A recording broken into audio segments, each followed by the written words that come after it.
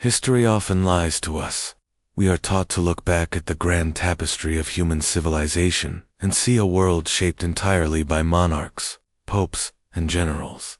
We are told that empires are forged by the edge of a sword, and that borders are drawn by the blood of patriots and conquerors. But what if the true architect of the 16th century did not wear a crown? What if the most powerful man in the world never commanded an army, never claimed a divine right to rule, and never conquered a single acre of land through physical force? Imagine a man who realized, centuries before Wall Street ever existed, that the sword is ultimately controlled by the purse string. Welcome to 16th century Augsburg, a damp, bustling city in southern Germany. On the surface, it is a city of weavers and merchants. But in reality, it is the financial nervous system of Europe, and sitting at the center of this web is Jakob Fugger.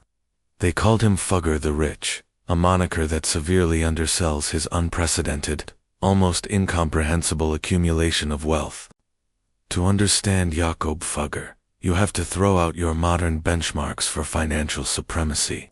We look at today's tech billionaires, the men launching rockets into orbit or dominating global e-commerce, and we think we understand extreme wealth. But if you adjust for the size of the global economy at the time, Jakob Fugger's net worth was nearly 2% of the entire economic output of Europe. He makes the tycoons of the modern era look remarkably modest. Fugger did not inherit a sprawling empire. He built a commercial syndicate that treated nations like mere corporations. He mastered double-entry bookkeeping. He established the first multinational corporate intelligence network, creating a system of private couriers who delivered market-moving news to his desk days before kings even heard the rumors. Information was his weapon, and capital was his ammunition. While the nobility of Europe obsessed over bloodlines and feudal honor, Fugger saw the world exclusively in terms of assets, liabilities, and leverage. And the greatest leverage of all was debt. Specifically, sovereign debt. Which brings us to the year 1519. The Holy Roman Emperor, Maximilian I, is dead. The throne of the most sprawling, complicated, and influential empire in Europe is empty. It is a title that carries the theoretical leadership of the Christian world, granting the holder immense geopolitical authority. But the Holy Roman Empire is not a hereditary monarchy. The emperor does not simply pass the crown to his eldest son. The title must be won through an election. 7 German prince-electors, a cartel of regional archbishops and secular lords, hold the keys to the empire. And these men are not moved by appeals to divine providence or patriotic duty. They are moved by cold, hard cash. Enter the teenage Charles of Habsburg. He is 19 years old, the Duke of Burgundy, and the King of Spain.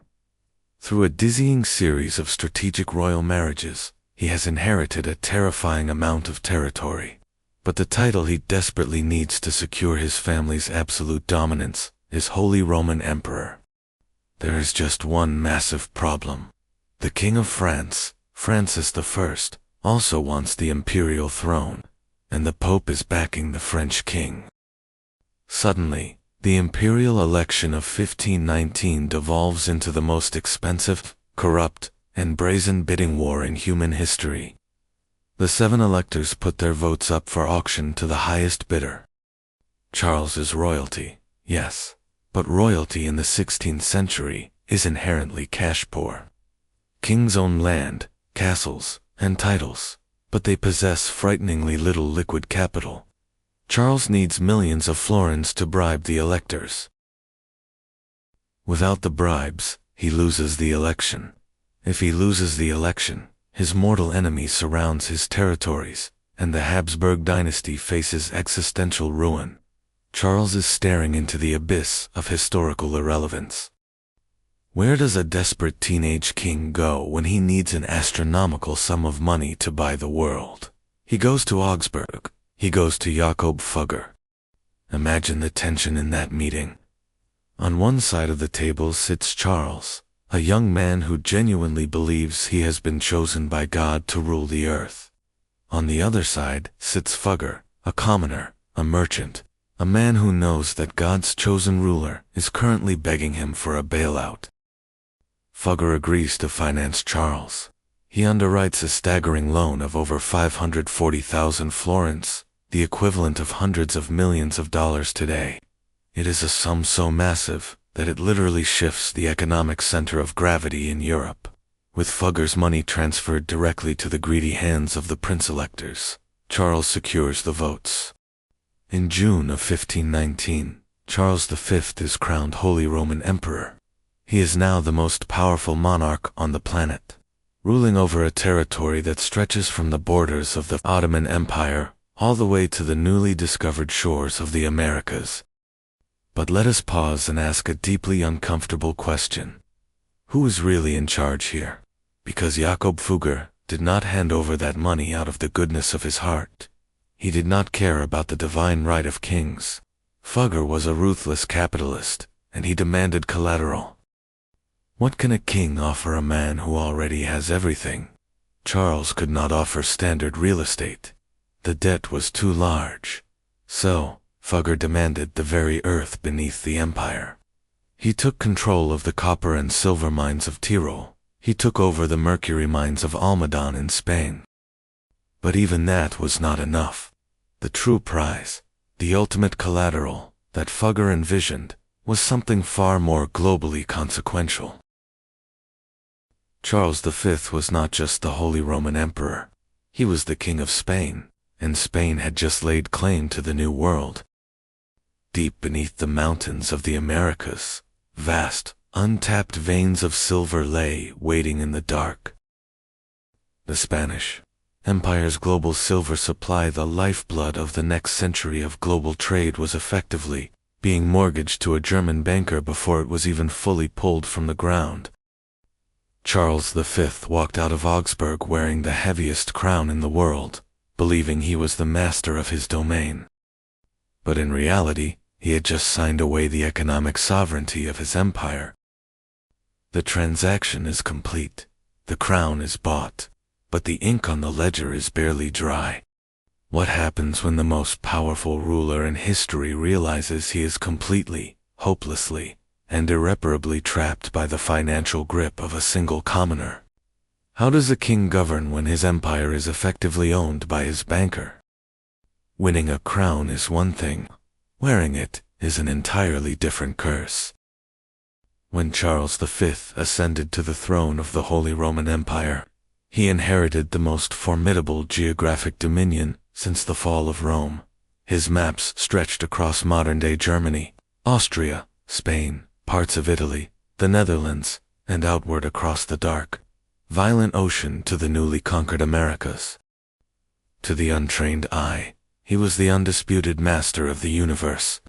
But to the trained eye of a banker, Charles was nothing more than an over-leveraged CEO running a bloated, failing conglomerate. The problem with absolute power is that it is absolutely expensive. Charles was immediately plunged into a desperate, multi-front war for survival.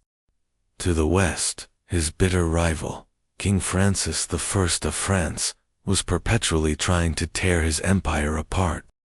To the east, Suleiman, the magnificent and the terrifying might of the Ottoman Empire, were marching relentlessly toward Vienna. And internally, a rogue monk named Martin Luther was tearing the religious fabric of Europe to shreds, igniting brutal sectarian conflicts.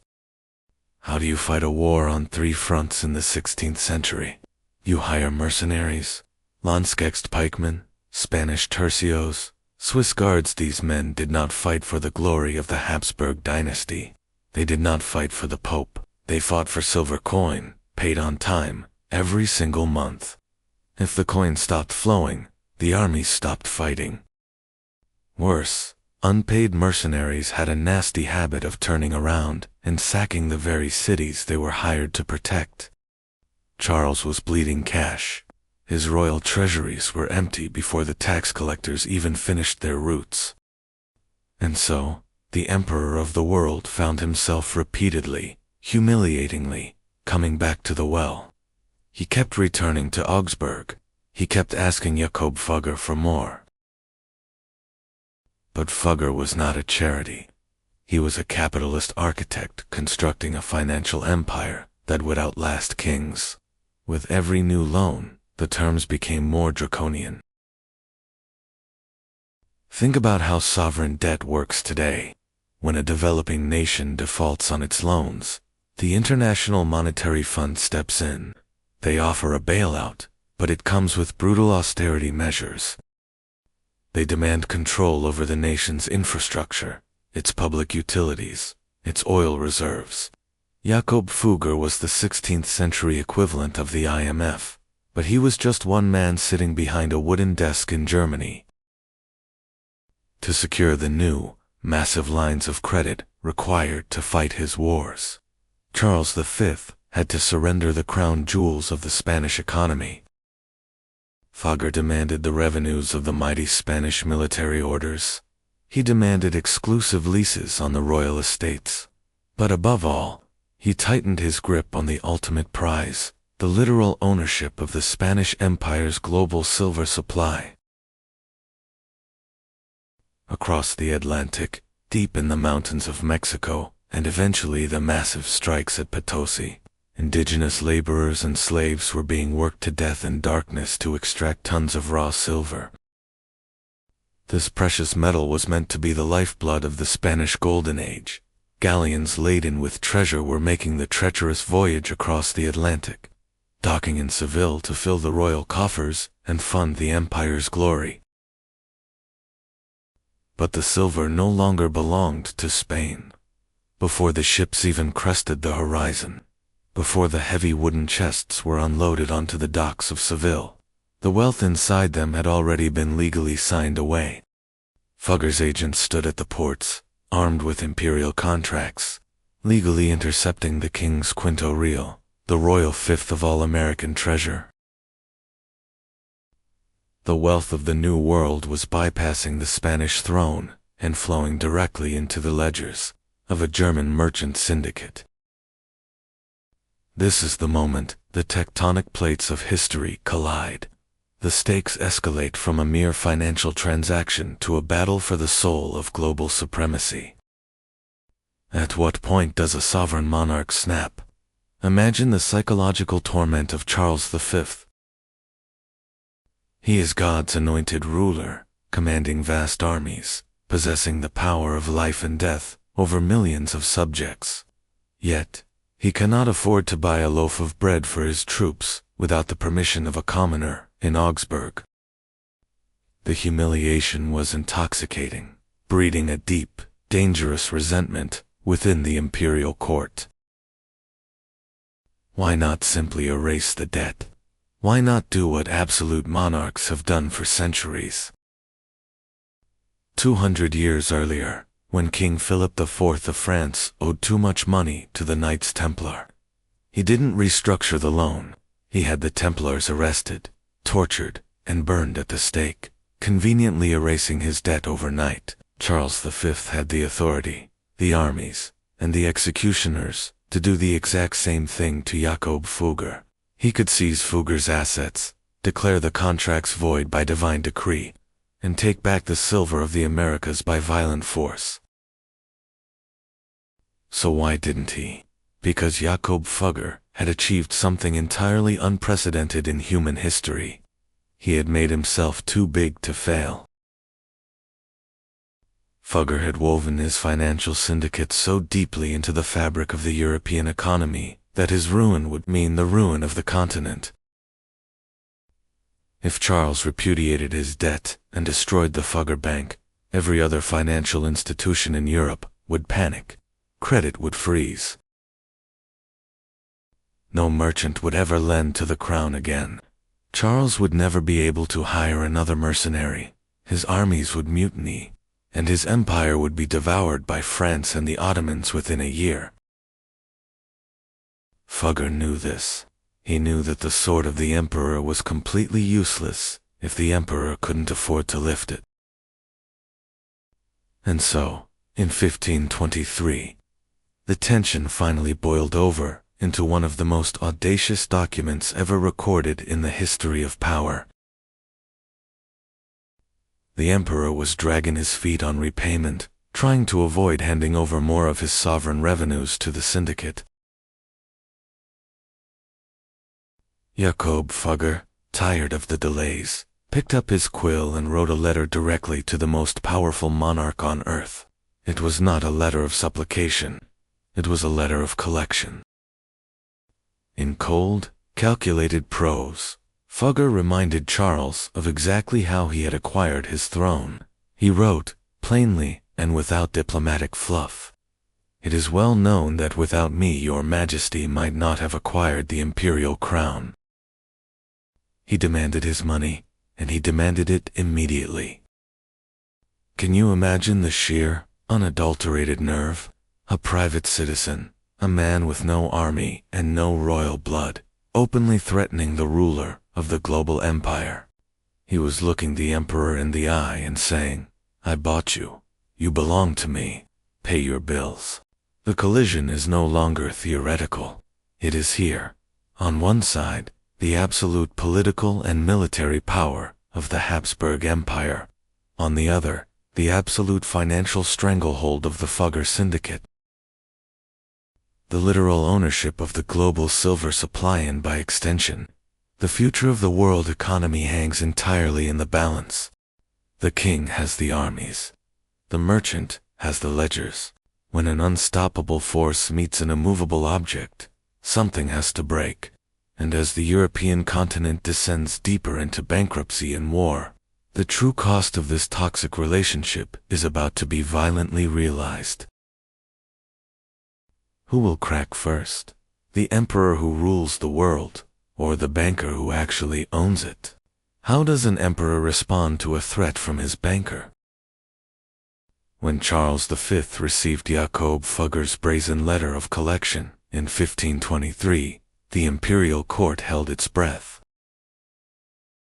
This was the moment of absolute friction. This was the tipping point where the ancient, blood-soaked laws of feudalism clashed directly against the cold, calculating mathematics of modern capitalism. Charles possessed the legal authority to have Fugger's head separated from his shoulders. He could have marched an army into Augsburg, seized the ledgers, and burned the debt to ashes. That is what a medieval king would have done. That is what history expected. But Charles did not send the executioners. He did not send the army. Instead, the most powerful man on the face of the earth swallowed his imperial pride, picked up a pen, and capitulated.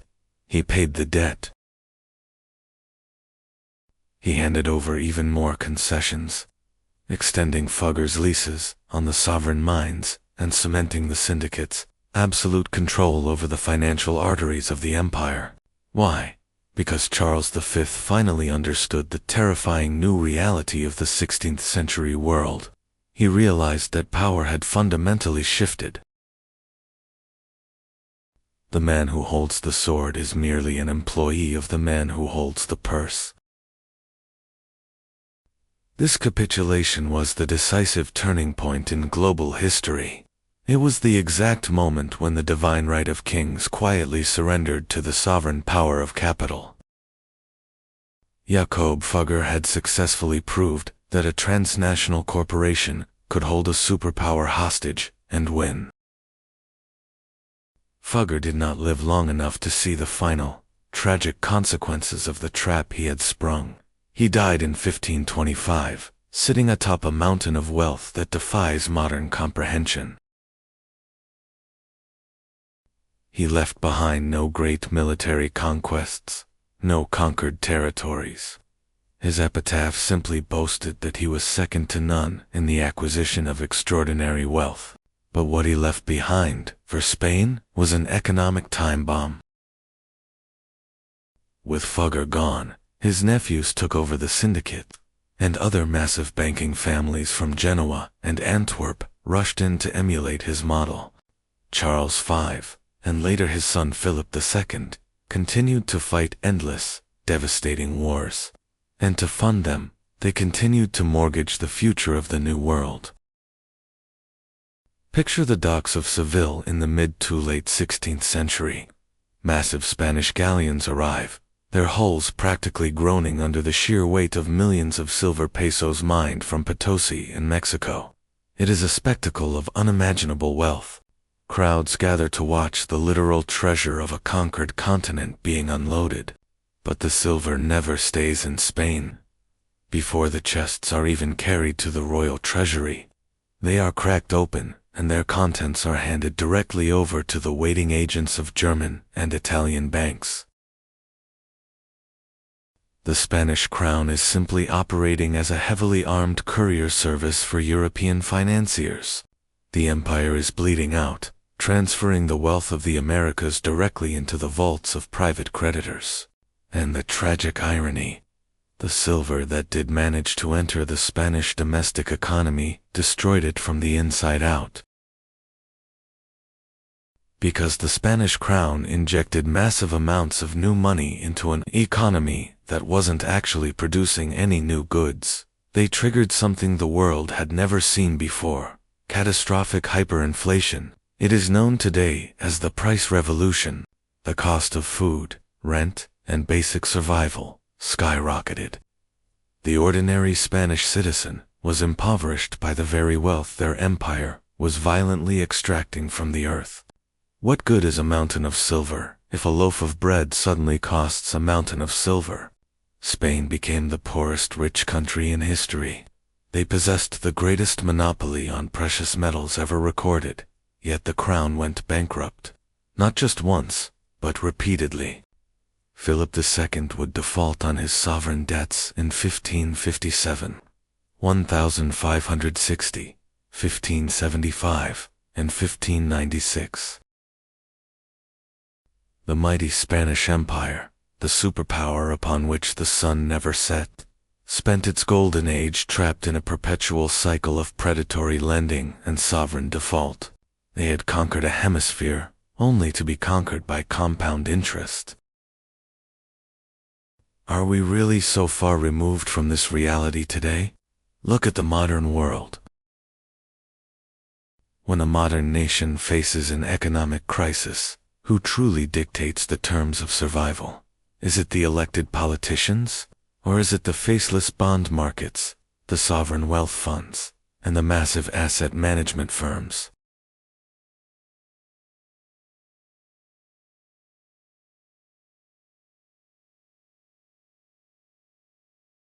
When a country's national debt reaches into the trillions, who is actually in charge of its destiny? We see echoes of Jakob Fugger every time a too big to fail bank receives a government bailout, while ordinary citizens lose their homes. We see his legacy every time a developing nation is forced to privatize its water supply or its mineral rights to satisfy the draconian terms of an international loan. We see it in the modern military-industrial complex, where the engines of war are financed, subsidized, and ultimately controlled by private capital. Jakob Fugger did not invent greed, and he did not invent debt, but he was the first man to look at a map of the world and realize that it wasn't a battlefield, it was a balance sheet. He realized that if you can monopolize the money supply, you can monopolize the men who make the laws. The story of Fugger and Charles V is not just a quirky historical anecdote about a banker and a king. It is the origin story of the world we live in right now. It is the genesis of the modern financial system. History teaches us to fear the tyrant, the dictator, and the conquering general. It tells us to watch the borders and guard the walls. But the true lesson of 16th century Augsburg is far more insidious and far more relevant. The most dangerous man in the world isn't the one threatening to burn your city to the ground. The most dangerous man in the world is the one offering to finance the rebuilding. Because once you sign the contract, the city belongs to him.